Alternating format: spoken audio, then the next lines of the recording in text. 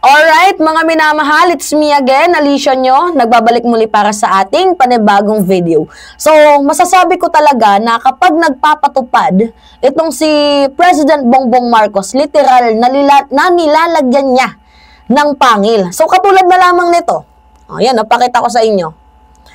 PBBM wants subpoena power for independent probe body on flood control anomalies. So gusto po ng ating presidente, mga minamahal, na magkaroon ng subpoena power itong independent commission na mag-iimbestiga dito nga po sa mga irregularities ng flood control projects. Kasi kung wala pong subpoena power, meaning parang okay, nag-imbestiga, pero wala ding mapapanagot. Kumbaga parang ano lang siya, ginawang way para sumikat lang yung name, 'di ba? Parang okay, binigyang daan ng investigation pero wala ding mapapanagot. Kumbaga ginamit lang ang investigation na yan para, magpasikat ng pangalan kung sino man yung mga miyembro dyan. Parang ganun lang yung mangyayari kung walang subpoena power. So bakit nga ba mahalaga ang subpoena power? Kasi kung merong subpoena power, ang mga testigo or yung mga tatawaging mga pangalan, hindi po pwede silang humindi. Hindi po pwedeng hindi sila dumalo. Kapag pinatawag ka, hindi ka pwedeng umiwas or, magtago. At kung meron ka mang mga dokumento, kontrata, or mga papeles na, kailangang ilabas, abay kailangan mo itong isumite agad. So, nang walang pakundanga. So, doon pa lang, masasabi natin na ang komisyon na bubuuhin, 'di ba, na suportado ng ating presidente ay hindi masasabing useless or toothless kasi nilagyan niya na ng pangil. So, mapipilitan ng mga contractor, yung mga opisyal, ng mga allegedly sangkot na mapadalo or humarap para magsabi ng totoo. So, ngayon, ito, basahin natin. Sabi dito sa balita, President Ferdinand Marcos Jr. wants the independent commission that will investigate irregularities and flood control projects to have subpoena power. Presidential Communication Office Undersecretary and Palace Press Officer Claire Castro said, Malacanang is finalizing an executive order or EO, creating the commission with the authority to issue subpoenas or summon individuals involved in order to carry out the probe effectively. Alam nyo kung ano yung kaibahan ng administrasyon ng mga Duterte dito sa administrasyon ni President Bongbong Marcos? Kay Digong literal na umamin lang na mayroong mga rampant anomalies sa loob ng kanyang gobyerno, sa DPWH specifically. Umamin lang siya, pero wala tayong nakitang kilos. Pansinin ninyo, walang nakitang aksyon. Tapos sasabihin sa atin ni Vice President Sara Duterte na, kung talagang seryoso ang ating presidente in just one day, in just one snap, ganyan-ganyan pa siya, kaya niyang tapusin yan. Like, Kung alam mo naman pala na kaya lang pala ng isang araw matapos yung mga investigation na yan, bakit hindi mo yan sinuggest sa ama mo? 'Di ba? Bakit hindi mo yan sinabihan mo na, tay, kaya yan ng isang araw lang. Bakit hanggang ngayon wala pa rin napanagot sa panahon ninyo tungkol dito sa mga ghost project, sa mga flood control anomalies? Hindi ba? Mga minamahal, parang nabenggaran sila sa ginawa nila bumalik din sa kanila. Literal na na nagsasalita na akala mo walang baho, tingnan ninyo. Ang balik sa inyo din. So ngayon, sabi dito, in a press briefing on Thursday, Castro said, there is already a draft of executive order but is still being finalized. The president wants the independent commission have subpoenas power. Ang nais po ng Pangulo sa nasabing independent commission ay mabigyan po ng lakas, mabigyan ng ngipin para po mas mapatupad kung ano ang mandato. Alam niyo kung ano din yung kahalagahan nitong independent commission na to? Yung separate investigation sa Senate, separate investigation sa House of Representatives, at yung mismong independent commission na to, ang kahalagahan lang naman yan is walang biases. Kasi dito kay Senator Rodante Marcoleta sa Blue Ribbon Committee, there's a tendency na pwedeng kumiling sila sa kabila. Tingnan ninyo, nung nagsasalita itong si Tito Soto patungkol sa mga Duterte, may I have to interrupt you? We will give a time to other senators na nais mag-ask ng question. Pansinin ninyo, doon pa lang, there must be something wrong. Hindi pwede yung ganon. Nagsasalita yung isa, i-interrupt mo. Di porket nabanggit yung pangalan ng amo mo. Kuno. Diba? Ito din, si Bato de la Rosa. Tinanong, Diskaya, kailan ka ba nagsimula? Diyan sa flood control projects na yan, sa bidding dito sa ating gobyerno. Sabi ni Diskaya, 2016 po. Please make sure of your answer. Sabi ni Diskaya, 2016 onwards. Tapos wala nang follow-up question. See? Diba? So literally, mayroong bias. Hindi nga lang medyo nila pinapahalata. Now, dito naman, sa House of Representatives, dito sa lower chamber, ganun din, kasi mayroong mga kongresista na nais din nilang protektahan ang kanilang pangalan.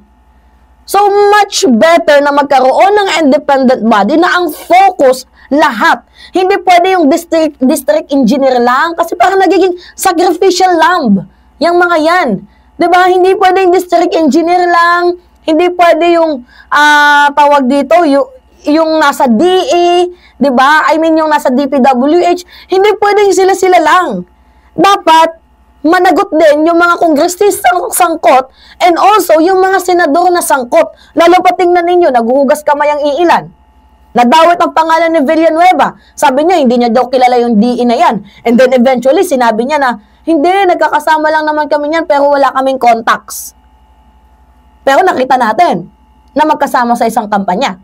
Si Chis Escudero na nabigyan ng 30 million donation. Diba? Ng kanyang kaibigan ko, no?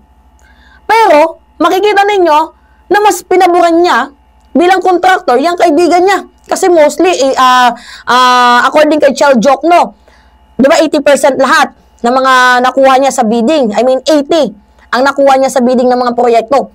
Yung 50 doon sa Sorsogon, sa mismong lugar nila. Ngayon, kay Christopher Lawrence Bongo, di ba kay Bongo, yung CLTG, kaya nalilink yung mga pangalan nila. So, hindi pwede na magkaroon lang ng investigation dito sa Senado, investigation dito sa sa lower chamber kasi maghuhugasan lang na yan sila ng kanilang mga baho. Kaya karapat-dapat na maimbestigahan ng, magkaroon ng independent commission na ang focus ay lahat. Pagalingan na lang sila. 'Di ba? Pagalingan na lang sila kung saan mas tatangkilikin ng mamamayang Pilipino. Kaya nga galit na galit si Marcoleta eh. Ano yung sabi ni Marcoleta? Parang nakaka-insulto naman yung nagbigay ng privilege speech itong si Ping Lacson. 'Di ba? Galit na galit siya. Anong masama kung magbigay ng privilege speech as long as hindi naman ininterrupt yung investigation mo? 'Di ba wala naman atang masama doon? Okay lang magbigay ng privilege speech as long as hindi niya naman sinira yung Blue Ribbon Committee investigation mo. Anong kinagagalit mo doon? Nasapawan ka? Dahil mas pinakinggan siya? Dahil mas magaling siya? Ganun ba yon? Tanong lamang po. Diba? Nakakaloka. Tapos ito din si Marcoleta, inaway si Kiko Pangilinan. Kasi suportado ni Kiko Pangilinan itong independent commission na gusto ng ating presidente. Ngayon na sinuportahan niya, galit na galit itong si Marcoleta. Bakit? Kasi nauungasan or mauungasan siya. 'Di ba? Baka malamangan siya ng independent commission na yan, ng independent body na yan. Diyan siya natatakot. Ilabas mo kasi yung pangil mo. Huwag kang magkaroon ng bias, Senator Rodante Marcoleta. 'Di ba? Para mas lalo kang paniwalaan ng mamamayang Pilipino. Ngayon, kung mapatupad itong executive order na to, I think, yung mamamayang Pilipino mas tututukan ng investigation dito nga po sa independent commission na to. Rather than sa Blue Ribbon Committee or dito sa lower chamber. Kasi yung dalawang to parang nagagaguan lang eh.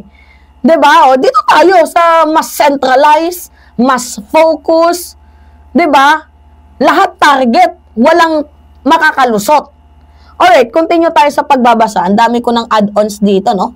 So, sabi dito, ang nais po ng ang nais po ng Pangulo na nasabing independent commission ay mabigyan po ng lakas, mabigyan po ng ngipin para po mapatupad kung ano ang mandato. The palace official said President Marcos would decide on the composition of an independent investigative body.